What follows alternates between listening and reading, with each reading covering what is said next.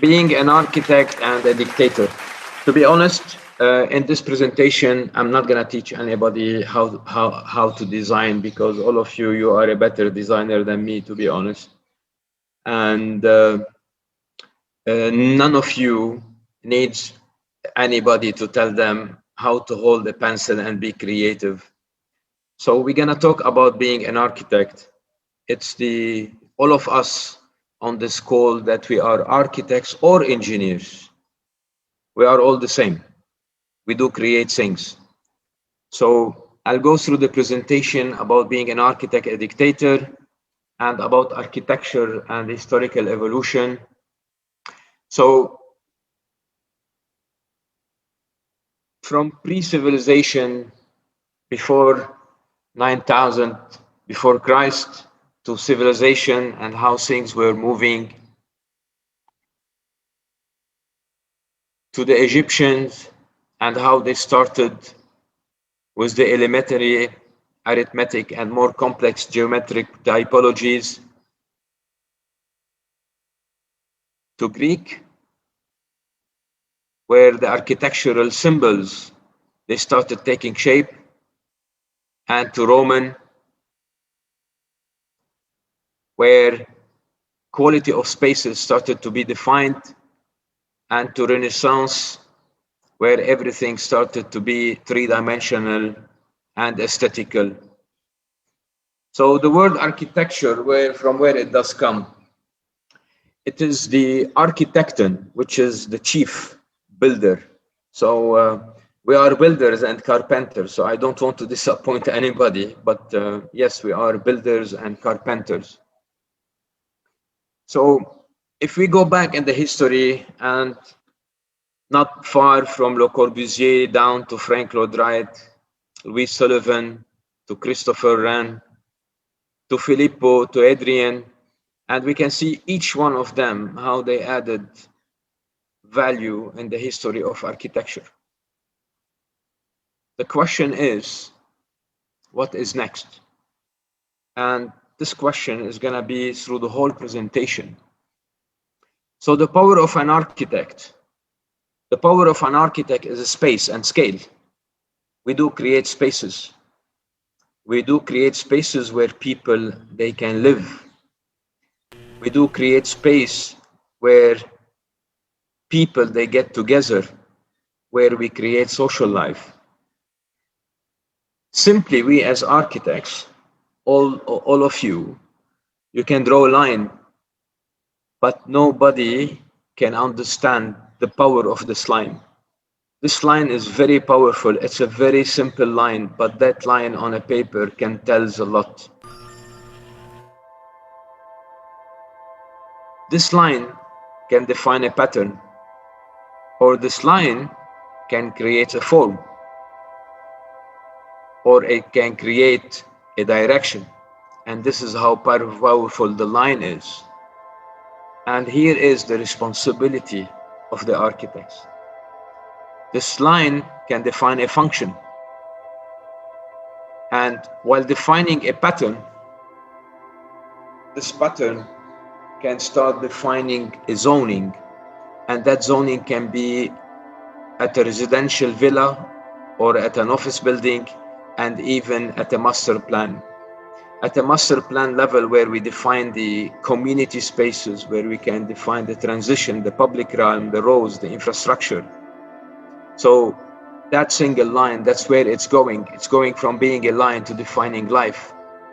So how we react and move, unfortunately or fortunately, it's in our hand, all of us as architects. So you can imagine the power. And when I said the word dictator, I didn't mean being a dictator in a negative way. It's being a dictator with that pressure of responsibility that it is on us. Because we're asking, not even asking, we push people to react and move the way we want. It's not that this is how it happened. We designed it. We had thoughts, we had thinking, we had research about designing any single space. And that space is going to react with the people that they're going to live in it. So that space that we're creating is going to end up in two stories. The stories on your left, it's where you'll have angry people. And the story on the right is where you have happiness.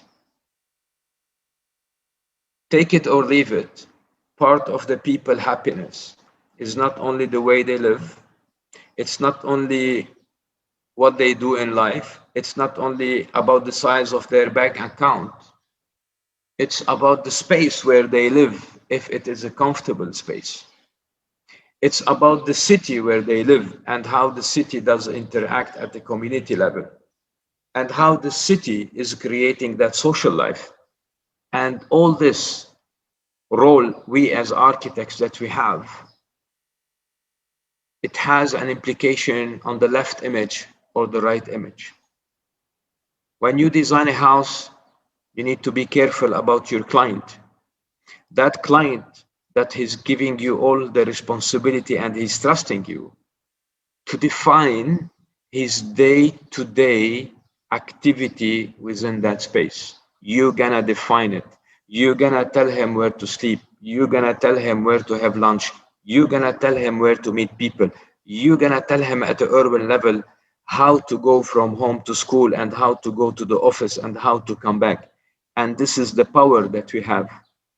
Being a dictator as an architect, it's only to show the responsibility and the pressure that we have. That raised a lot of concern for me personally in the last 20 years, being living here in the GCC, where I hope nobody is listening from the GCC, so they will not take me to jail, but there's a lot of mistakes, guys, a lot of mistakes that happened in an urban fabric like Dubai or like Abu Dhabi or like Qatar. Mistakes that you can't fix. You can't fix easily because each building it's costing billions and millions of dollars. So once you have that inspirational line, that line will become a fact and that fact will be there for 70 years or 50 years or 60 years. So creating a form and defining architecture, the power of creating that form that defines cities worldwide. All of us, when we want to say Egypt, we directly have the pyramids in our minds. And even Egypt, when they go for marketing for their country, they use the pyramids. And the pyramid is an architectural shape. When you go to Roma, you have the Colosseum. It's the same story. And then when you have to Moscow, you have the Saint Basil Cathedral. When you have to go to Paris, again, Paris is the Eiffel Tower. Sydney is the Opera House. Dubai is Burj Al Arab. So this is the power of architects. You don't define Dubai by showing a picture of the food of Dubai. And that's the whole difference. So this is the power and the responsibility that I'm gonna put on all of us today. And all of you, you're gonna join me in this journey and we're gonna take it to the next level. And here I'm a little bit upset from Christian because 2.5 years, we had this discussion and I said that we need to team up. That's why I'm proud of all of you because I see you teaming up and trying hard to break that wall between architects and engineers and try to push the engineers to understand architects. Honestly, me as architect, I don't want to be an engineer. And the engineer, he doesn't want to be an architect. But we can't live in silos. We have to live together. Because I can dream, but that dream needs to be built. And for it to be built, it needs that relationship and collaboration and partnership between architects and engineers. And engineers at the same time, they cannot be architects. With all respect, it's like some people, they're gonna hate me today, but I'm used to it by now. I'm used to it. But I'm saying it's like you can't go to the baker and tell him how to prepare the bread. You cannot go to an architect and tell him how to do architecture. I will never ever go to a structural engineer or an MEP engineer and tell him what to do with his engineering approach.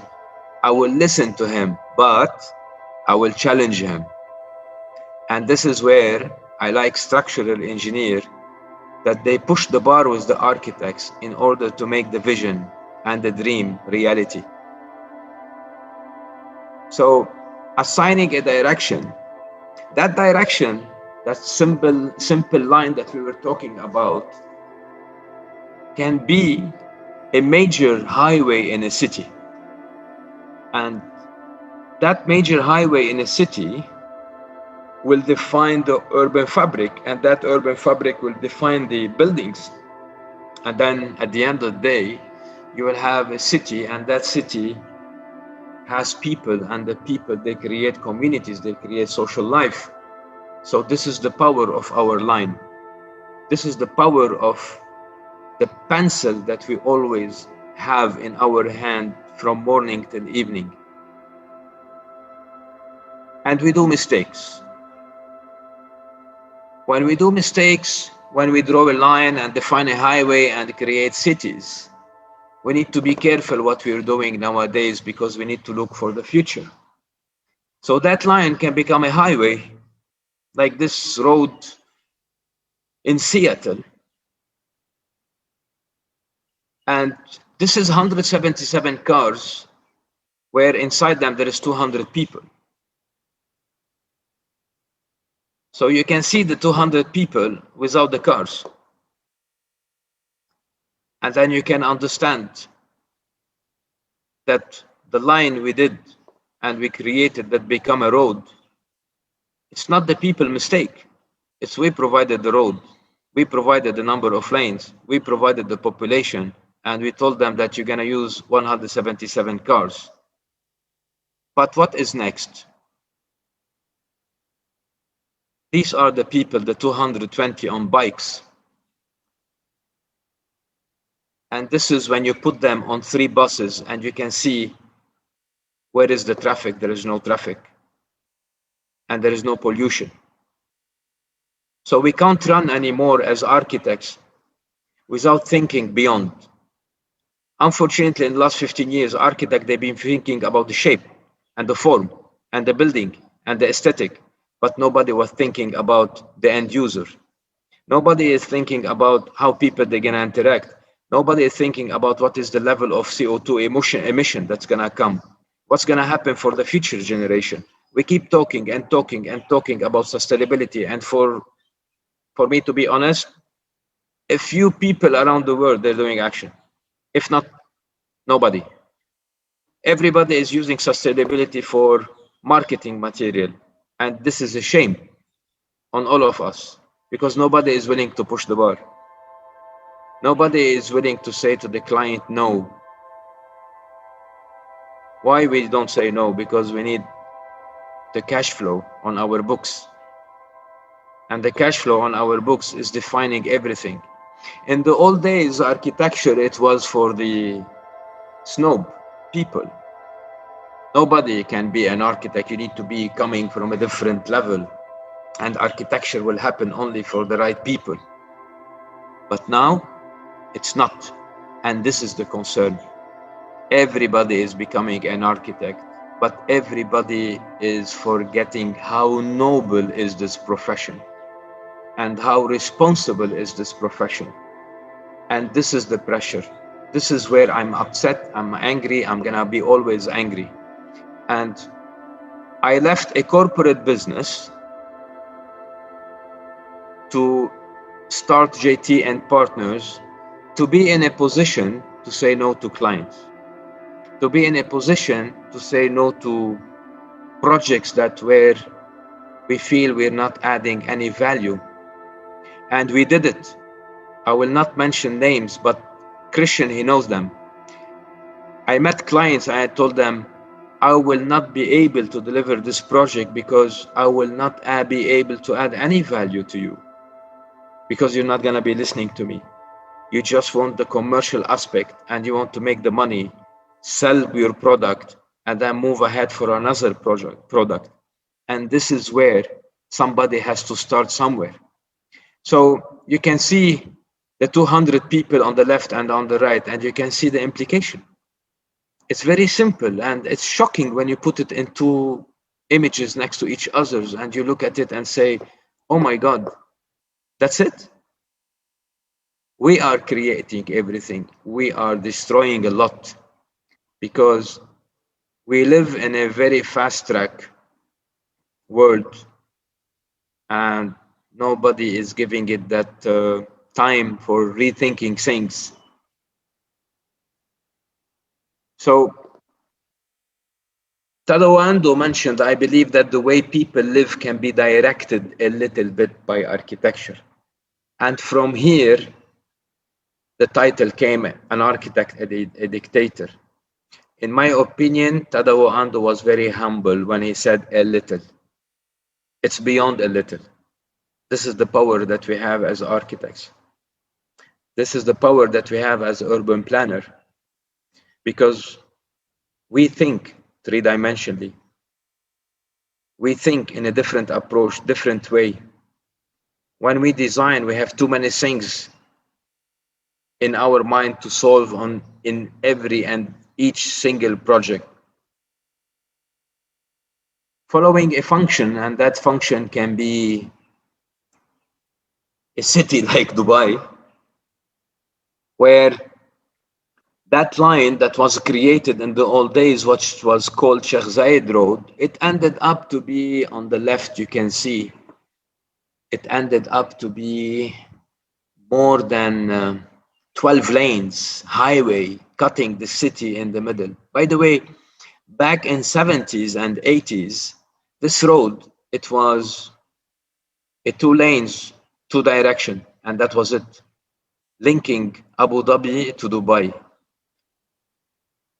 And we ended up being here today where the traffic, not only the traffic, this line is cutting the city into pieces.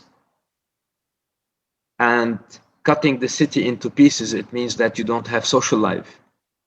Social life, it will happen when people, they do interact. If they don't interact, nobody will be able to create social life.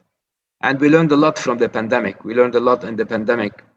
That's where we are, all of us on Zoom meeting. Nobody can smell anybody, nobody can touch anybody, nobody can react and look in the eyes. Everybody gonna sit and just listen to somebody like me for half an hour talking and telling stories, whatever. So we ended up in Dubai by cutting the city and creating more mistakes. A simple mistake, it was like 3 different developers, not only 3, 2 by the way. The point A and C is developed by the same developer, and the point B is developed by another developer. They are the 3 biggest malls in the world. And they are 10 minutes, one of them is 5 minutes drive and the other one is 10 minutes drive. So you tell me how this project is gonna work. Each one of them, how it's gonna work. Commercially, feasibility, how it's gonna happen. It's impossible for us as urban planner and architects not to be able to advise the client that what the hell you're doing. You're competing with yourself. And with the pandemic, the whole question mark about malls, it's been reconsidered. But the structure is built, and this is the power of our line. Once our line is built, it is there, a fact, and we need to live with it. So we ended up growing in silos, unfortunately. The whole city is growing in silos. You can see that on the Palm Island, there is the same what is in the downtown, and what's happening in the downtown is the same you can find in Maidan, and people they get confused how to react with the city, and the city did become a very fast track and unorganized. So there is something here that Le Corbusier, he wanted to demolish the downtown Paris, which is on the right, by the way. This is on the right. This is how it is now. And this is this is unfortunately what he wanted to do. I don't know. There was Lego in the old days, but I'm really happy that this is not there as we speak. Unfortunately, this idea of demolishing urban fabrics and building towers and building different style of community levels, it's still going on. And they are failing. So designers, they're forgetting the most important aspect of any community. And I want you to remember this, is the people. We design for people. None of our lines that we draw is gonna be used by somebody else or something different than people and a human being. And this is the power. We can't ignore people, their interaction, their morale, and their lifestyle. So it's a summary that everything is like, it's not about designing a building and putting a couple of lines for at the urban level. It's like how we end up to see how the people they're gonna engage with the community around them, how these communities they're gonna work together, how the lines that we're drawing they're gonna become roads, they're gonna become schools, they're gonna become retail, they're gonna become different things. So whatever good things we build end up building us. And this is what I mentioned in the beginning about the left image, which is sadness, and the right image, which is happiness. A small example that about the Madeleine in Colombia, and all of you watched on Netflix El Chapo. You know the story about the city and how poor the people there, and the crime rate in the city, until one of the, in 2004, Sergio Fajardo, that one of the most important figure, he came and he did put couple of architects, many architects all together, and they said how to take the city from this photo on the right, on the top, down to wherever you see in here. And that's where they started to work on the city infrastructure at the urban level and creating a proper spaces. And one of these proper spaces is the school in Medellin, up to a level that in the beginning, people going to work, they didn't have a place to put their kids in, like the nurseries. So when they created the school and this nursery, they created an open door for the people to go to work and make sure that they are raising their kids for the future, the new generation. So you can imagine the change at the urban level, how it did change the community and how it's changing the social life. So we design the present with an awareness of the past for a future which is essentially unknown. Unknown because a year ago we didn't know that we're gonna have a pandemic which is killing us. We didn't know that I'm not gonna be able to hug my mom for 6 months, and I need to do the PCR test and quarantine for 2 weeks until I can go and hug my mom and smell her. Imagine the pandemic, what it did to us. So the future we don't know, and this is another challenge for architects. When we talk about the future, we talk about the global warming, we talk about the word sustainability. We talk about ice melting. So the global warming awareness, we thought that it started in 2006 with Al Gore. To be honest, it started in 1824. It took us, I don't know, somebody needs to do the math, 160, 130 years until 2006, until the whole issue started. And in 2013, they announced the whole process. And the movie in 2006, The Inconvenient Truth, that Al Gore initiated, and everybody didn't like this person because he was showing facts.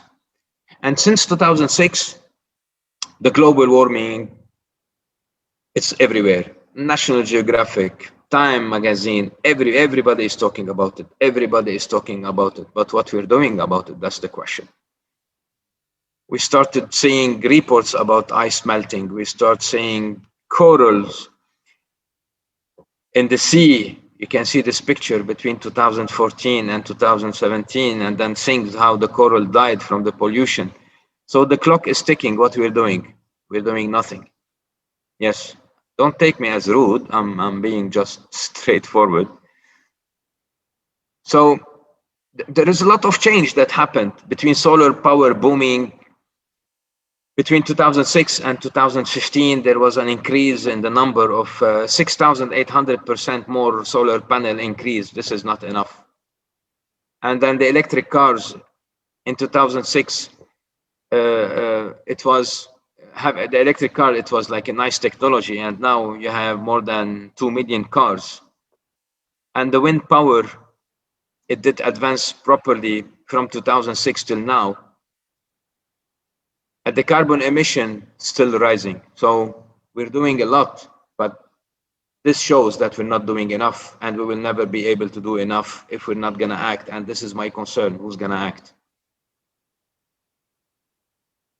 Still, with all the changes that they're trying to do, you still have that the sea level is getting increased. And in 10 years, it went up by 33 millimeter. So if I give a small example in here about sustainability, I just wanted to put it in numbers and in the graphics a little bit. This is a project where we'll put a structural engineer, a mechanical engineer, an architect all together, because they went to site, and with miscoordination, they found that the duct is hitting a column. So the energy consumption, the pressure drop is 3 Pascal. I'm not gonna go much onto the details, but the energy consumption for this duct to go straight, it's 876 kilowatt per year, which is $36 per year. When the architect, the mechanical engineer, and the structure, they had a meeting on a cup of coffee, and they said, okay, the easiest solution. What is the easiest solution? Reroute it. By rerouting it, the energy consumption cost went from $36 to $900 per year. For this duct, the $900 increase is peanut. It's nothing. But imagine that duct is happening on 50 floors, and then that duct is happening on 100 buildings, and that 100 building is happening on 170 cities around the world. And then you can imagine the energy consumption. The energy consumption went from 876 kilowatt to 21,840 kilowatt.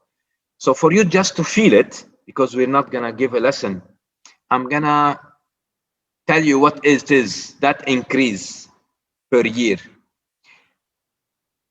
It is a power generated by turbine, which is an average, it's enough to power an average US hold for 6 months. It is over 110,000 trips between Dubai and Abu Dhabi. And you can imagine the carbon emission that's happening and the outcome from the solar panels. And imagine the size of this balloon that we can fill with that amount of gas.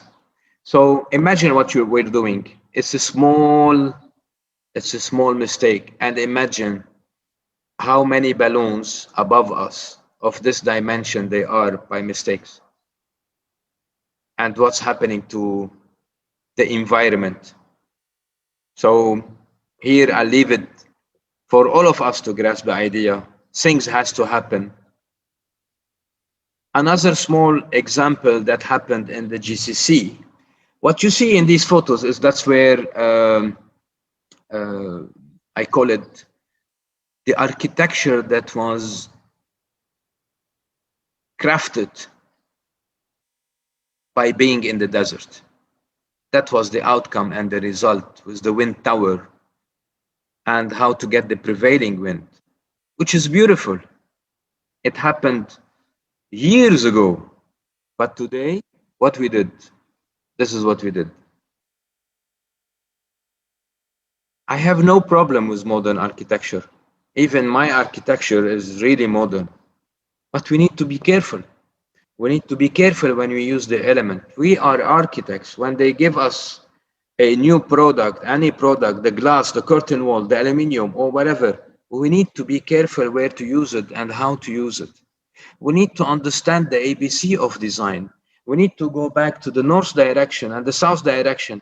Don't tell me I'm putting on a east direction or a south direction a huge facade 300 meter, which is slab, floor to slab, and you're gonna tell me that in UAE, for example, or GCC or desert areas, you need the amount of air conditioning to cool down that space. So we can be creative. There is nothing wrong in being creative. The problem is how many of us they are willing to be creative and push the bar that much. Nobody is pushing the bar.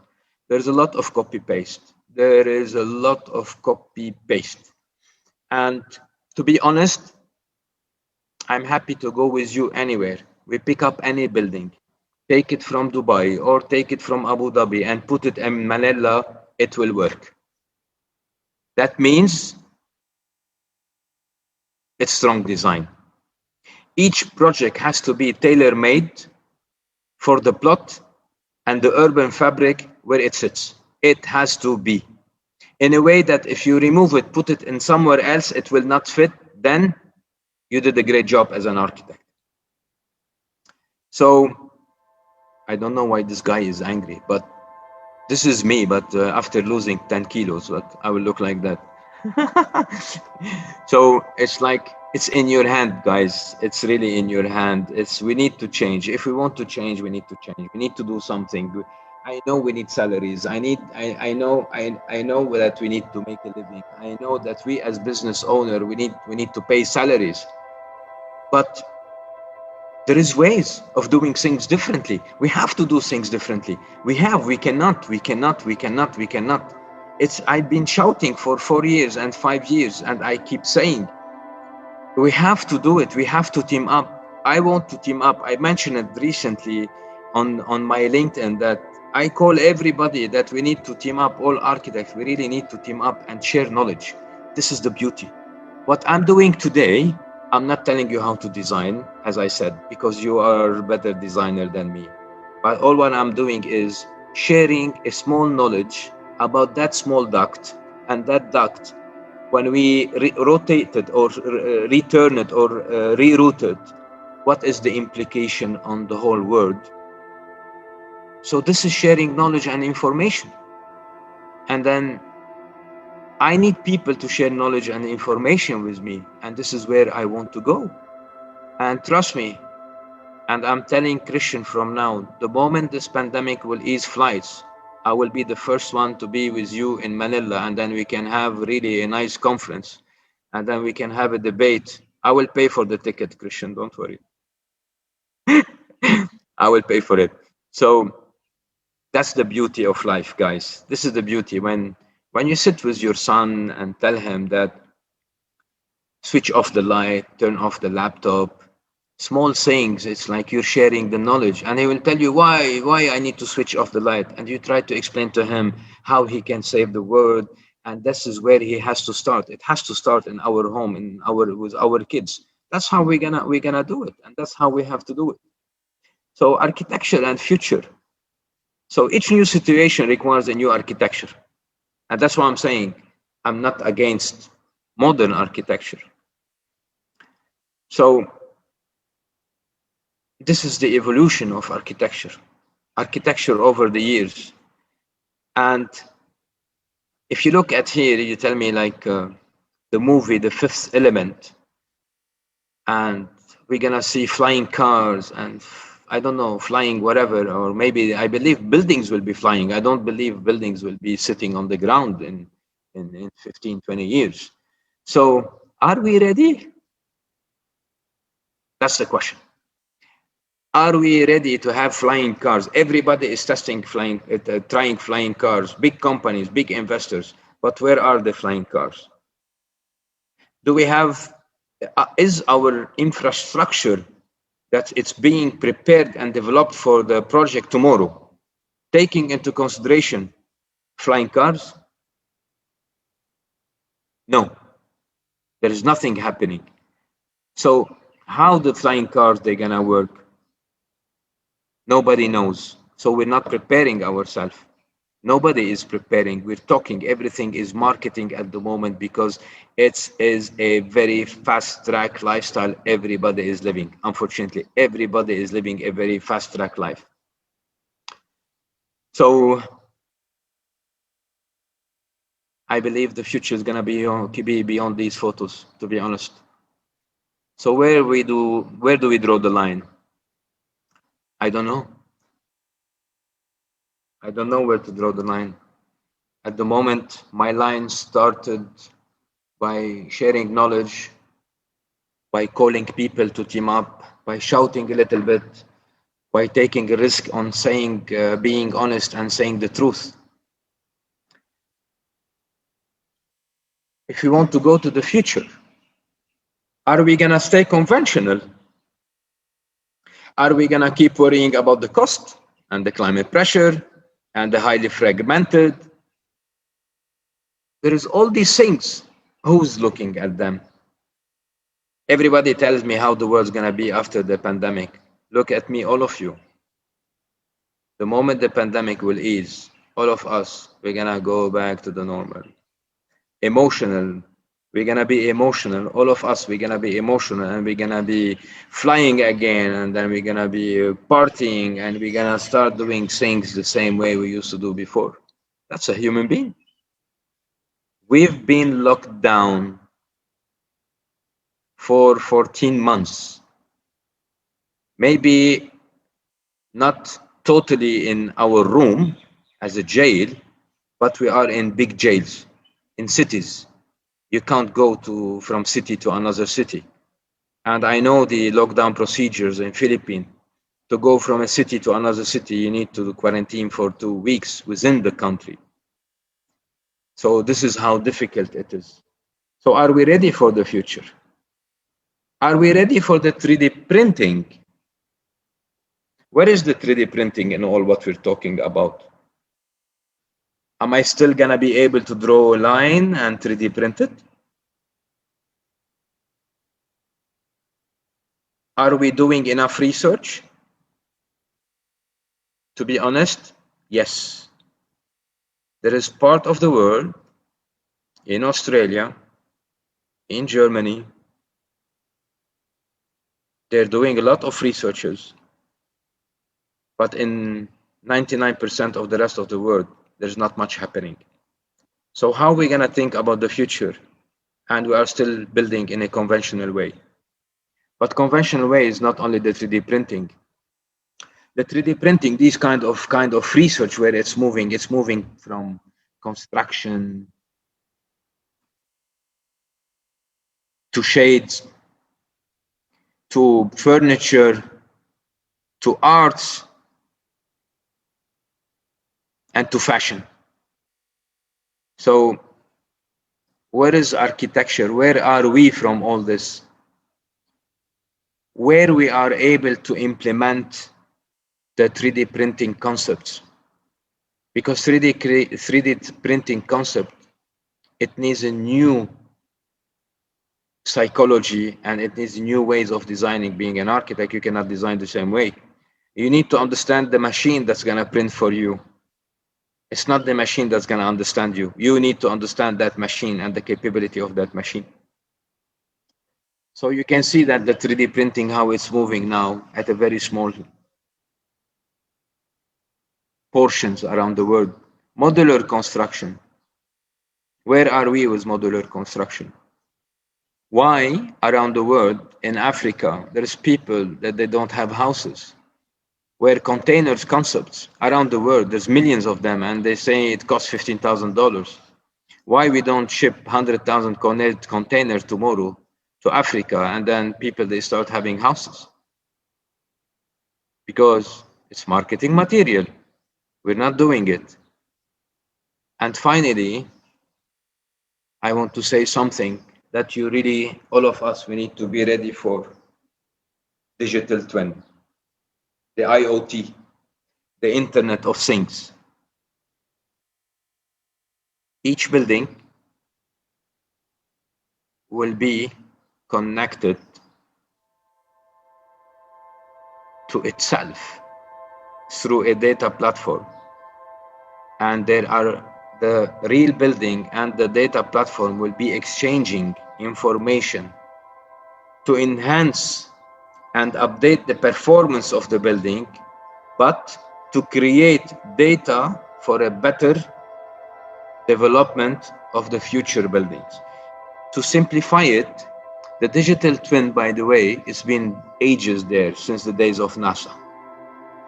If you look at Tesla, each Tesla car on the road at the moment, moving on the road, it's connected to its digital twin on a data platform. That it's passing information to the platform is passing information to the car moving at the same time in order to predict problems or to give warning, but not the warning that the fuel level is low. No, it's beyond that. It's really beyond that. But what is more important, that data platform is creating information and provide information for the engineers, for them to provide a better future model for Tesla. And this is the future. And don't be surprised if in 10 years' time, there will be a digital twin for each one of us. And then we as architects, I hope by then, we would be like in a situation where we listen to each other's and we did things differently at least. And this is how we will rethink the future, and that's it. And thank you.